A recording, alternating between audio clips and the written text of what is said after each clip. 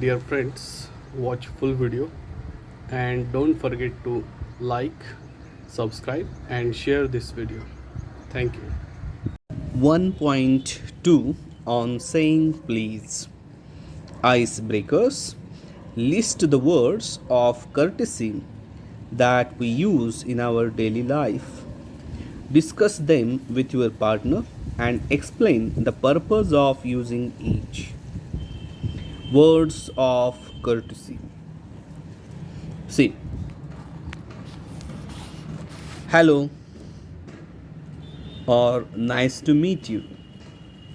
Excuse me, you are welcome. Good morning. Thank you. Sorry. My pleasure. Pardon me. These are the words used in our day to day life. These words show courtesy. For example, when we get something, we say thank you. Sorry when we hurt someone. Please when we want something. Excuse me when we want someone to allow us to pass by. You are welcome when someone thanks us for something. Hello when we greet or meet someone. How are you?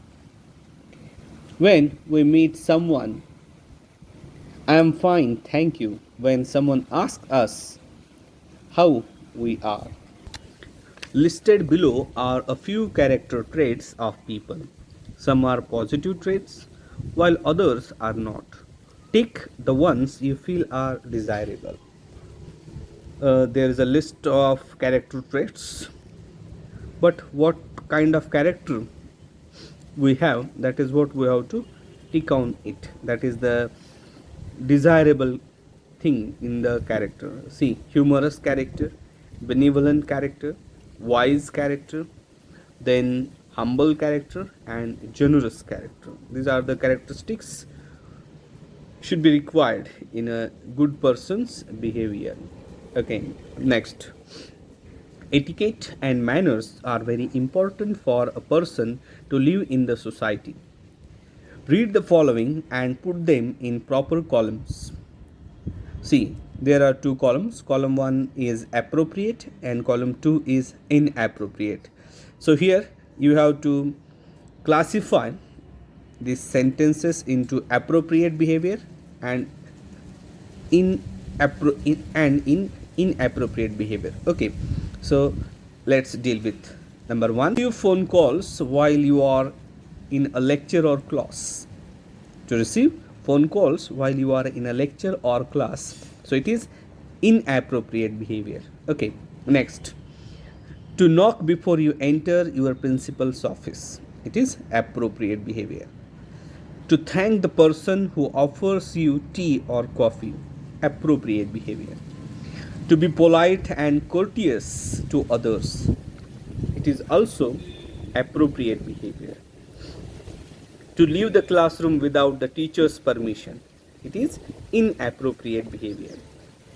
To occupy the seats reserved for ladies or physically challenged or elderly people on a bus or a train, it is inappropriate behavior. Okay, about the writer Alfred George Gardiner, 1865 to 1946, was born at Kempsford in Essex in 1865.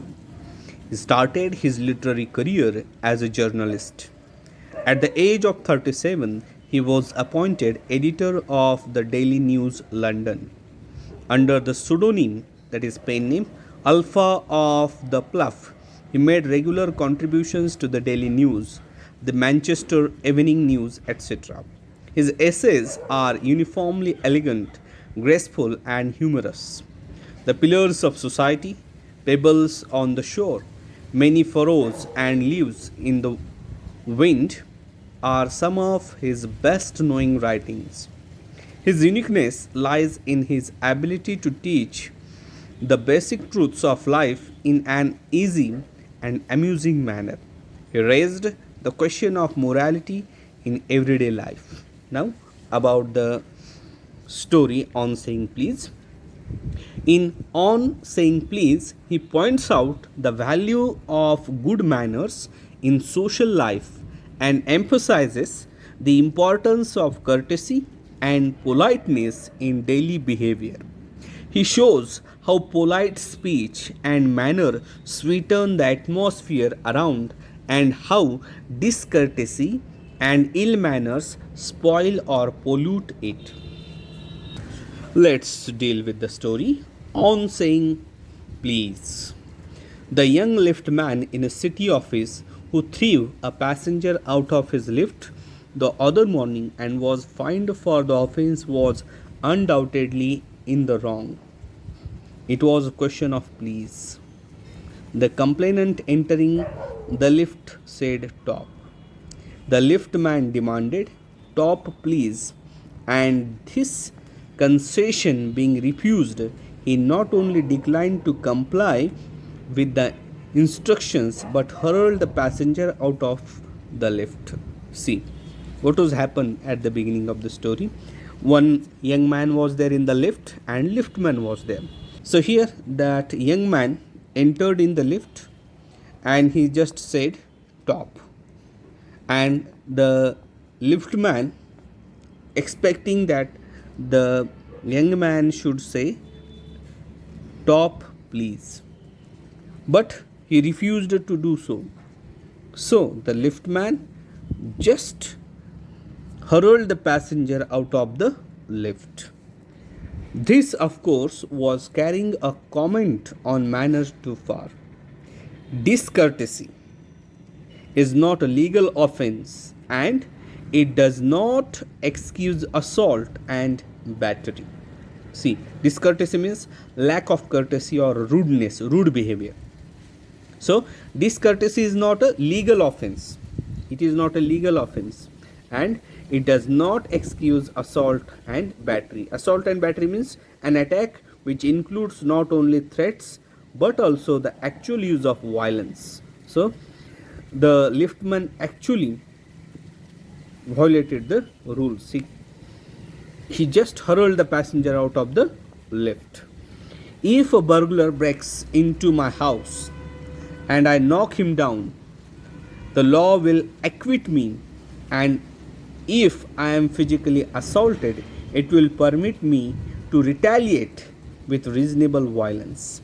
That means it is if it is a situation. If a burglar breaks into my house, if a thief came into my house and I knock him down and I just hit him or knock him down, the law will acquit me. Acquit means free me. Okay, free from that act. So it is not a punishable act like that. Okay, the law will acquit me, and if I am physically assaulted, it will permit me to retaliate with reasonable violence. And if the person is physically assaulted, attacked by the thief or the burglar, law has given permission to protect oneself. Okay. It does this because the burglar and my assailant have broken quite definite commands of the law. Assailant means here an attacker. But no legal system could attempt to legislate against bad manners or could sanction the use of violence against something which it does not itself recognize as a legally punishable offense. That is, see, the same situation is not applicable for the bad manners. So there are no such kind of laws against bad behavior. Okay, and our sympathy with the liftman, we must admit that the law is reasonable.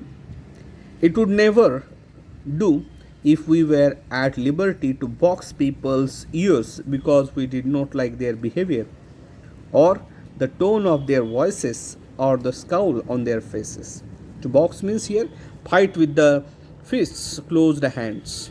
Okay, that means to do fighting. So It would never do if we were at liberty to box people's ears because we did not like their behavior. If somebody's behavior we do not like it, we are not permitted to hit them hard. Okay. Or the tone of their voices, or the scowl on their faces. Scowl means expression of anger. It is not allowed. Our feasts would never be idle, and the gutters of the city would run with blood all day. Okay. I may be as uncivil as I may please, and the law will protect me against violent retaliation. I may be haughty. Haughty means here having a high opinion of oneself and often a low opinion of others. Or boorish. Boorish means rude, uncultured, and there is no penalty to pay except the penalty of being written down on ill mannered fellow. The law does not compel me to say please or to attune my voice to the other people's sensibilities any more than it says that I shall not wax my mustache or dye my hair or wear ringlets down my back. So it is about the behavior of the people, manner of the people, and nobody can compel others to do like this only. So there are no such kind of laws to behave like this only. Okay. It does not recognize the laceration of our feelings as a case for compensation. So here laceration means a cut or tear. There is no allowance for moral and intellectual damages in these matters. So there is no such allowance. There is no such kind of law against misconduct or misbehavior of the person. This does not mean that the damages are negligible. So it does not mean that the damages are really negligible. It is probable that the liftman was much more acutely hurt by what he regarded as a slur upon his social standing than he would have been if he had a kick on the shins for which he could have got a legal redress. See, it was insult by the young man, and that's why the liftman was hurt, and he did not want that young man to go to his place, so he just hurled him. The pain of a kick on the shins soon passes away, but the pain of a wound to our self respect or our vanity may poison a whole day. That means the feeling of a person hit more badly, it would be remembered for a day. Okay, I can imagine that liftman denied the relief of throwing the author of his wound out of the lift, brooding over the insult by the hour, and visiting his wife in the evening as the only way of restoring his equilibrium. See, here I can imagine that the liftman, here the writer is saying, he can imagine the mindset of the liftman. He denied the relief of throwing the author of his wound out of the lift. That means somewhere his emotions were hurt. Brooding over the insult by the hour. Brooding over means thinking anxiously or sadly about something. And visiting his wife in the evening as the only way of restoring his equilibrium. And after visiting his wife, he could get or restore his equilibrium. For there are few things more catching than bad temper and bad manners. When Sir Anthony Absolute bullied Captain Absolute, the latter went out and bullied his man Fag, whereupon Fag went out downstairs and kicked the page boy. Probably the man who said "top" to the liftman was really only getting back on his employer, who had not said good morning to him because he himself had been henpecked at breakfast by his wife, to whom the cook had been insolent because the housemaid had answered her back. See how the situation turned into. See, when Sir Anthony Absolute, who is Sir Anthony Absolute? The page boy. This amusing incident is described in Act 3, Scene 1 of The Rivals, 1775, a comedy by Sheridan. Sir Anthony is Captain Jack Absolute's father, and Fag is the son's servant. Okay, so Sir Anthony's Absolute bullied Captain Absolute. The latter went out and bullied his man, Fag, whereupon Fag went out downstairs and kicked the page boy. Probably the man who said top. That means the boy who wanted to go to top and who say only top. On the contrary, he could have to say top please. To the liftman was really only getting back on his employer, who had not said good morning to him because he himself had been henpecked at breakfast by his wife. So here henpecked means he was harassed at the breakfast by his wife. So why he had not said like the top please? Because he would not get some good behavior with him. So his wife harassed him at the breakfast, so his temper was not good, so he had not said top please, he just said top. And why his wife said like this? To whom the cook had been insolent because the housemaid had answered her back. Insolent means rude. So why his wife was not happy with him? Because the housemaid had answered her back. Housemaid answered her back. So she was not happy there. We infect the world with our ill humors. Bad manners probably do more to poison the stream of the general life than all the crimes in the calendar. Calendar means a calendar of causes arranged for trial in court. For one wife who gets a black eye from an otherwise good-natured husband, there are 100 who live a life of martyrdom under the shadow of a morose temper. See, for one wife who gets a black eye means here darkened skin color around eye due to injury. That is, husband has just hit on the eye of the wife. One wife who gets a black eye from an otherwise good-natured husband, there are 100 who live a life of martyrdom under the shadows of a morose temper. Morose means unhappy. Many husbands were not happy with their wife, but still they do not fight in the home. Okay, but all the same, the law cannot become the guardian of our private manners. So law cannot guardian of our private manners. No decalogue could cover the vast area of offences, and no court could administer a law which governed our social civilities, our speech, the tilt of our eyebrows, and all our moods and manners. So law cannot do anything in this regard, especially in the behavior of the person.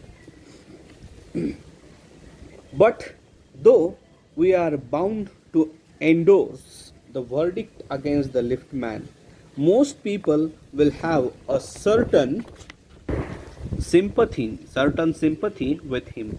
While it is true that there is no law that compels us to say please, there is a social practice much older and much more sacred than any law which enjoins us to be civil.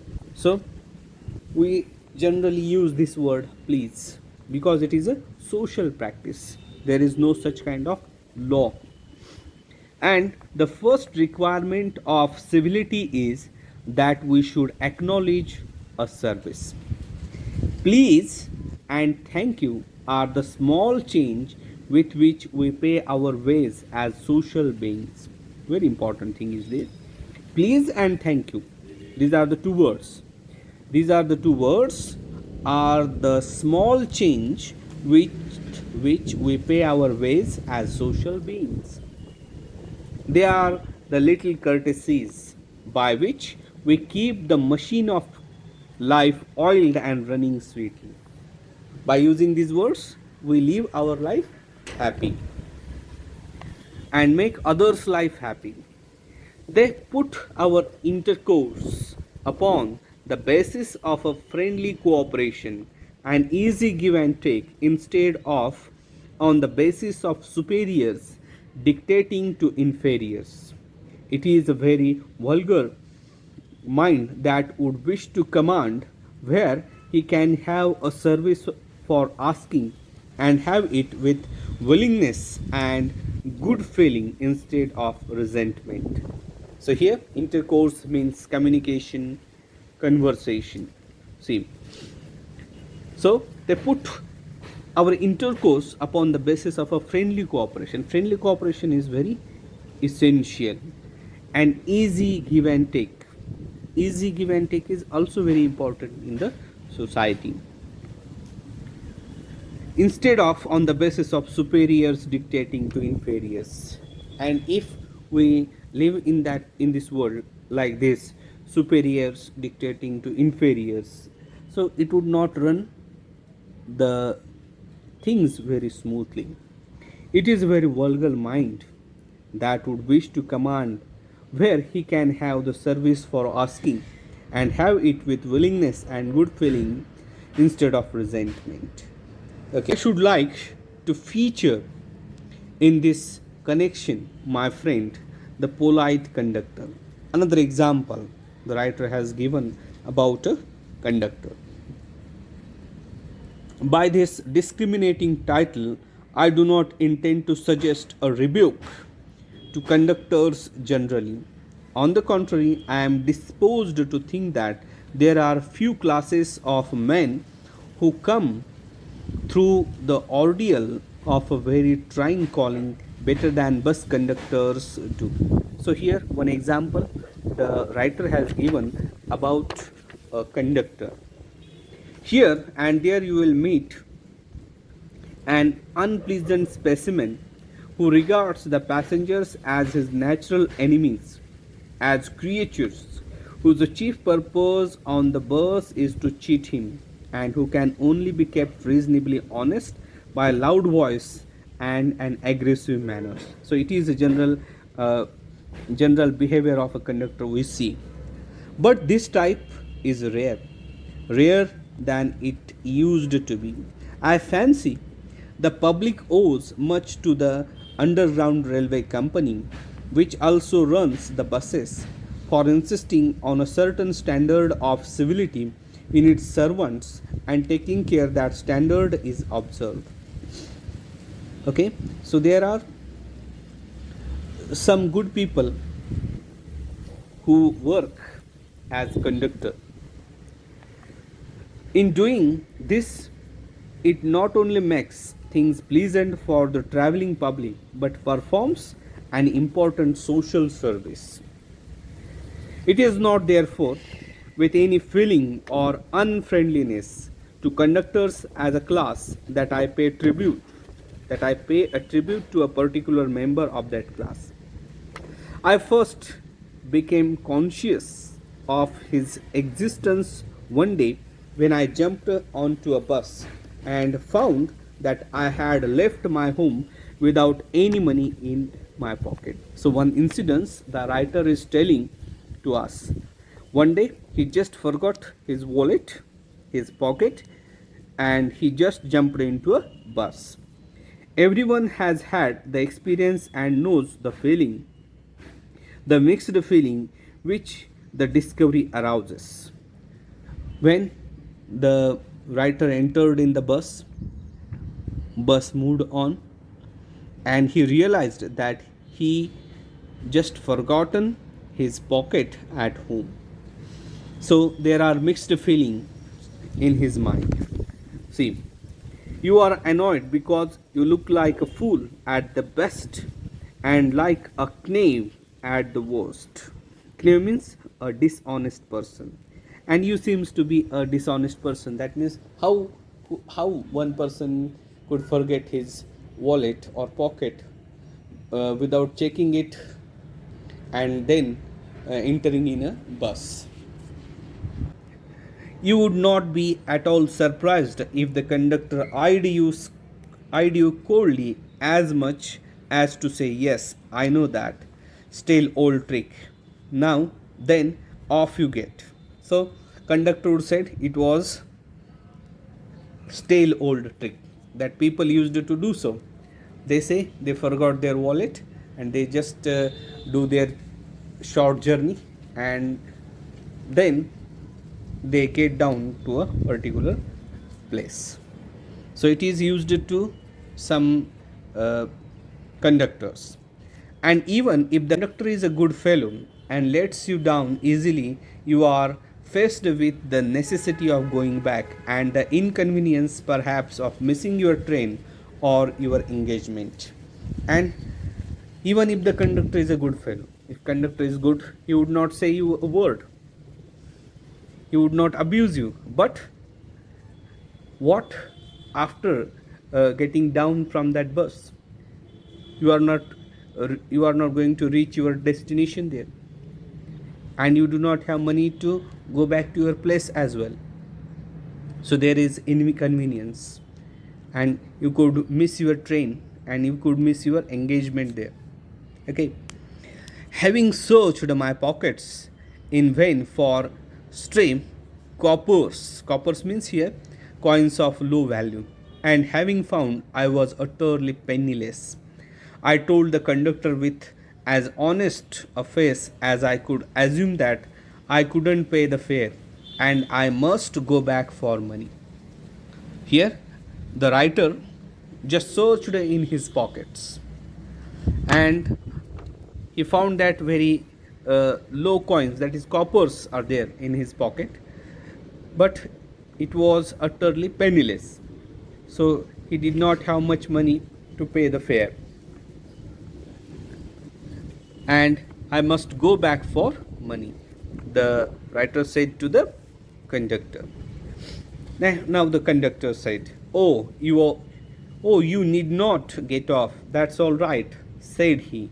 "All right," said I, "but I haven't a copper on me." "Oh, I will book you through," he replied. "Where do you want to go?" And he handled his bundle of tickets with the air of a man who was prepared to give me a ticket for anywhere from the bank to Hong Kong.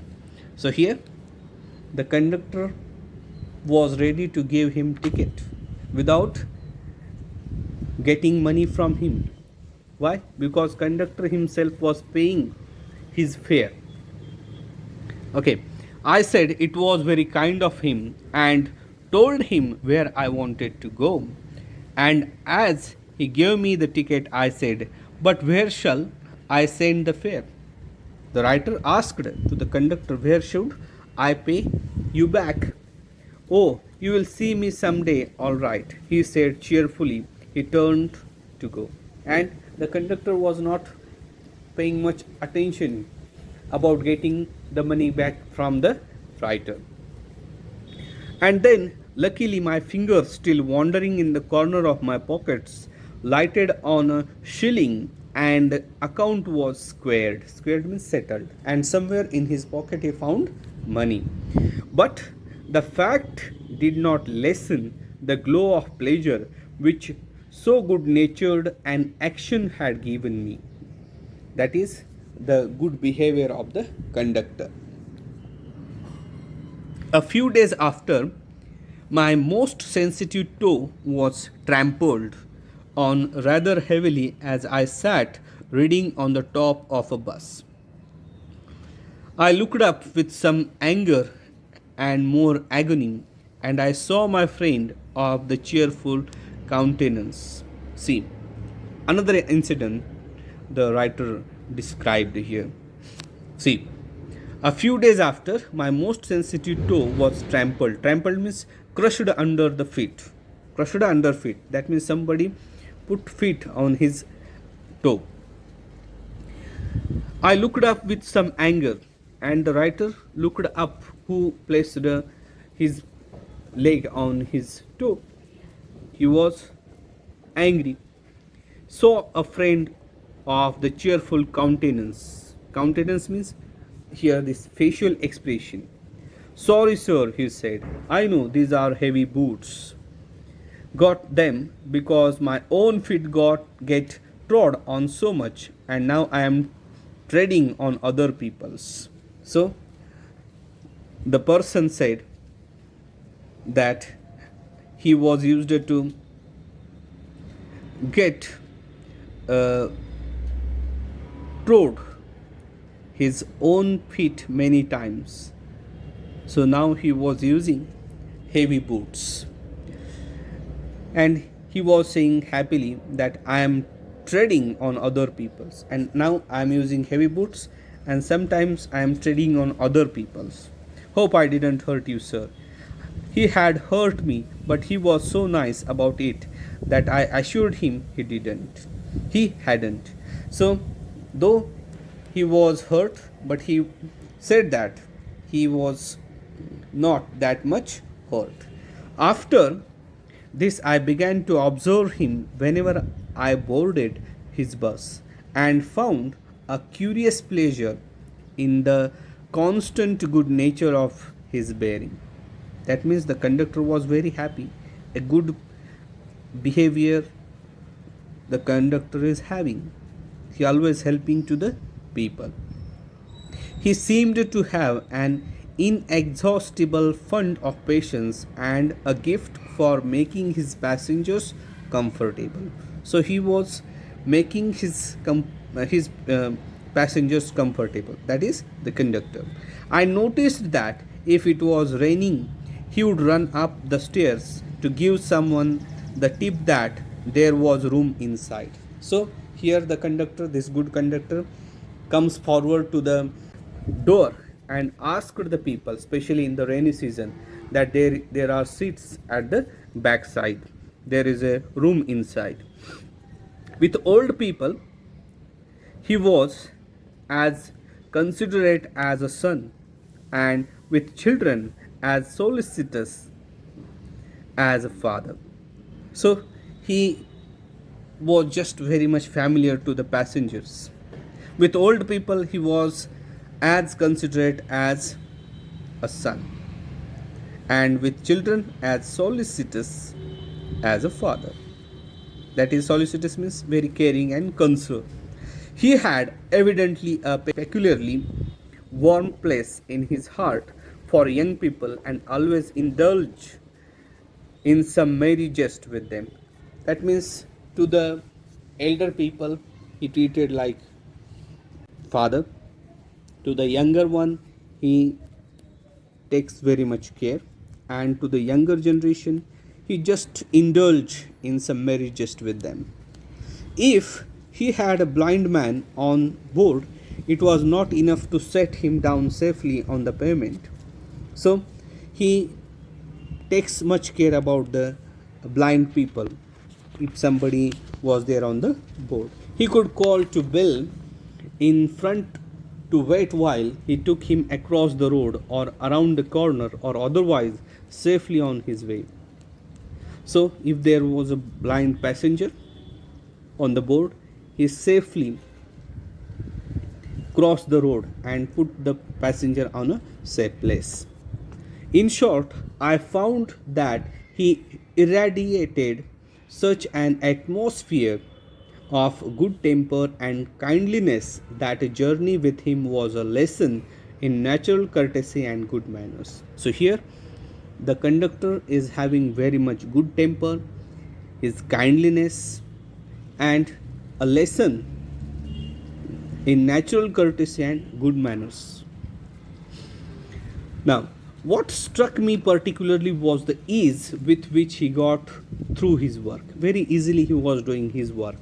If bad manners are infectious, so also are good manners. See, if bad manners are infectious, that means if some bad manners people do their bad behavior, people generally adopt the way how they behave.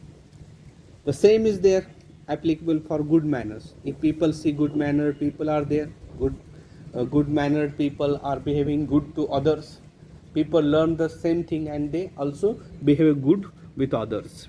If we encounter incivility, most of us are apt to become uncivil, but it is an unusually uncouth person who can be disagreeable with sunny people. Uncouth means impolite or unrefined. It is with manners as with the weather.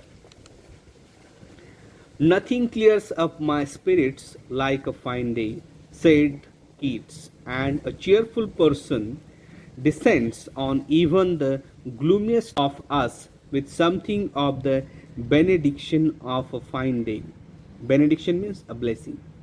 And so it was always fine weather on the polite conductor's bus, and his own civility, his conciliatory address, and good humored bearing infected his passengers. That means passengers also get infected. That is, they imitated him. That how this conductor is having good nature. They also learn something from that conductor and they also help others in the same way. In lightening their spirits, he lightened his own tasks. His gaiety was not a wasteful luxury, but a sound investment. Gaiety means cheerfulness. His gaiety was not a wasteful luxury, but a sound investment. It is just like an investment. That means if you behave properly with others, others also behave properly with you. Like this. I have missed him from my bus route of late, but I hope that only means that he has carried his sunshine on to another road. So the writer missed him. That means he might have changed his route. I cannot be too widely diffused in a rather drab world. Drab means dull world. And I make no apologies for writing a panegyric means here a speech or piece of writing to praise someone highly on an unknown bus conductor. If Wordsworth could gather lessons of wisdom from the poor leech gatherer means the subject of Wordsworth's poem Resolution and Independence, or the leech gatherer on the lonely moor. I see no reason why lesser people should not take lessons in conduct from one who shows how a very modest calling may be dignified by good temper and kindly feeling. So, people should learn many things from that conductor. It is a matter of general agreement that the war has had a chilling effect upon those little everyday civilities of behavior that sweeten the general air. We must get those civilities back if we are to make life kindly and tolerable for each other. We cannot get them back by invoking the law. The policeman is a necessary symbol, and the law is a necessary institution for a society that is still somewhat lower than the angels. Lower than the angels means from Psalms 8, it is 8:5. Thou hast made him man a little lower than the angels. Here it means less than perfect. But the law can only protect us against material attack.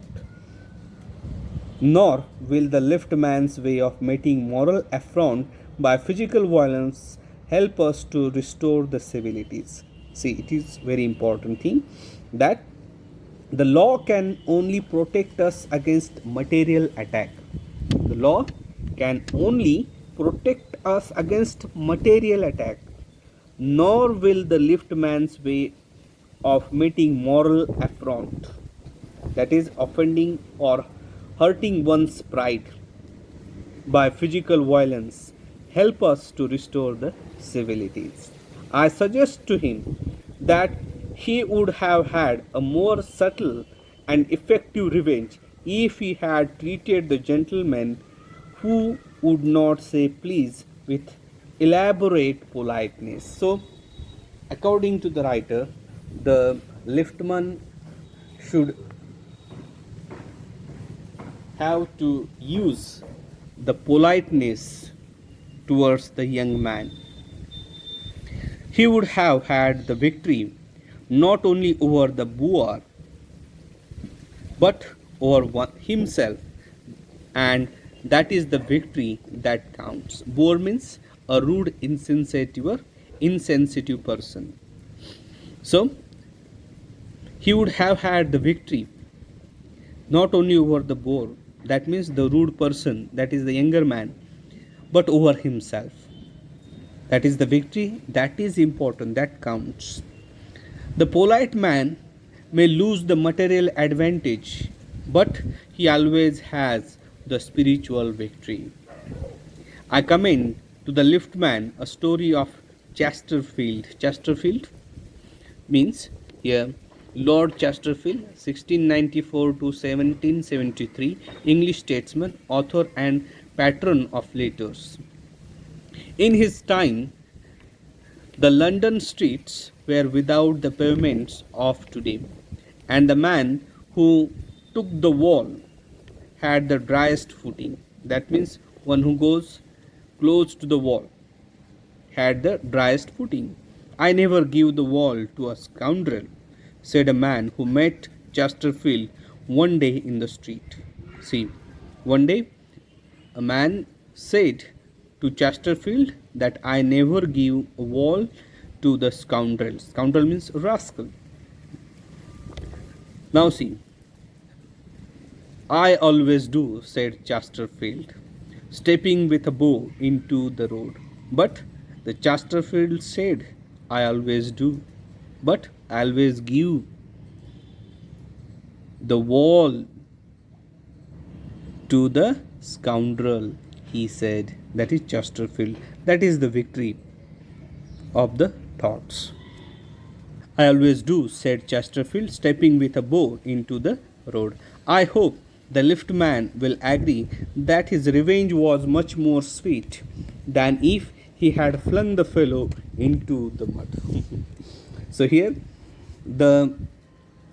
according to the writer, the liftman will agree that his revenge was much more sweet if he had flung the fellow into the mud. So it is just fun. Alfred George Gardiner is the writer of the story On Saying Please. Thank you for watching this video. Don't forget to subscribe, like, and share. Thank you.